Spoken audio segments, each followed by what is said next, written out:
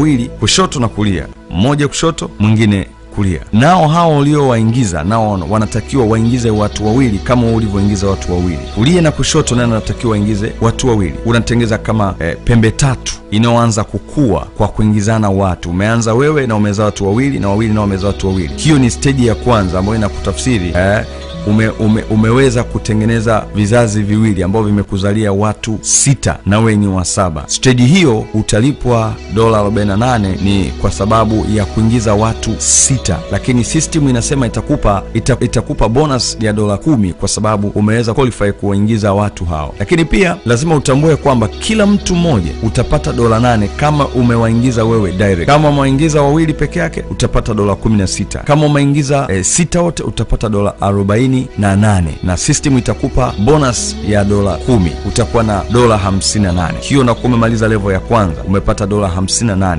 baada ya kuweza kuingiza watu hao 6 direct kwako. Na baada ya kumaliza stage ya kwanza unakwenda stage ya pili. Stage ya pili ina level. Baada ya kumaliza tu stage ya kwanza, level ya kwanza haitakupa kipato, lakini level ya pili ndio utakupa kipato cha unapata $100, na level inayofuata unapata $200, level inayofuata unapata $300, level inayofuata unapata $400, ambao ndio umefunga level ya pili. Jumla hapo utapata $1000. Lakini pia kuna benefits ambazo unakuwa unazipata. Kuna laptop, kuna iPad pamoja na line ya Agro ambayo ni lazima uipate. Hii ni kama line ya simu kama tunavyotumia mitandao ya simu ya hapa ya Kitanzania. Kwa hiyo hapa tutachagua line gani ambayo utakuwa unaitumia, ambayo system ama kampuni ama Enjoy itakuwa inakuwekea, itakuwa inalipia hiyo line, sio wewe tena. Wewe utakuwa ni kupiga na kuongea, yenyewe inalipiwa. Kwa hiyo hapa utapata $1000 na either utachagua laptop ama iPad na hiyo line. Tunakwenda stage ya tatu. Stage ya tatu wale watu 62 wa kizazi cha kwanza wanazaa nao watoto wanaokupeleka stage ya tatu. Stage ya tatu nayo kuna level. Level ya kwanza utapata $200, level ya pili utapata $300, level ya tatu utapata $500, level ya 4 utapata $500, level ya 5 utapata $1500. Kwa ujumla hapo utapata $3000 kwenye level ya tatu. Utapata $3000 na utapata trip ya kwenda Dubai ambayo italipiwa na kampuni, wewe ni kwenda kutembea, lakini pia itakupa pocket money, lakini pia itakupa gari yenye thamani ya $22,000 ambayo ni sawa na $44 kwa pesa ya Kitanzania. Na pia utapata nafasi ya kupata elimu ambayo ni ya trade and skills. Ni masomo ambayo itakusaidia wewe kibiashara, ni masomo ambayo ufundi ambao utakusaidia kufanya biashara, ni elimu ambayo itakusaidia wewe kufanya biashara, ambayo utakuja kuona inafanyaje kazi utakapofika stage ya 4, ambayo huko nako kuna maelezo yake mengi, ambako huko kuna zawadi nyingi na kemkem. Kuna magari, kuna pesa, kuna trip ya familia, kuna pesa ambayo ipo kwa ajili ya kusaidia kikundi kama akina mama, wajane na vikundi vya yatima na watu wengine, makundi. Lakini stage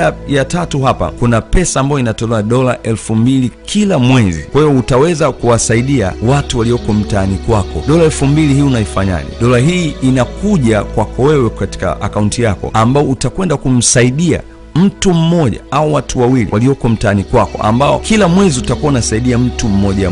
Leo unasaidia huyu, kesho usaidia mwingine, kesho usaidia mwingine. Sio kwamba huyo anakuwa anasaidiwa na ile pesa, hapana. Utakuwa unahama, utaenda kwa huyu na huyu, lakini wasiwe ndugu zako, ni watu wa nje ambao ndio utakuwa unawasaidia. Mimi nadhani niishie hapa kwenye stage ya tatu, ambao naamini kwa mtu kama utakuwa umeelewa, utaona ni jinsi gani fursa hii inaweza kukutengenezea kipato kizuri ambacho kina uwezo wa kukutengenezea maisha mazuri, lakini pia inakupa uhakika. Lakini pia bado kuna mkopo ambao utaupata utakapofika stage ya 4 na mbeleni huko, ambako kuna mambo mazuri.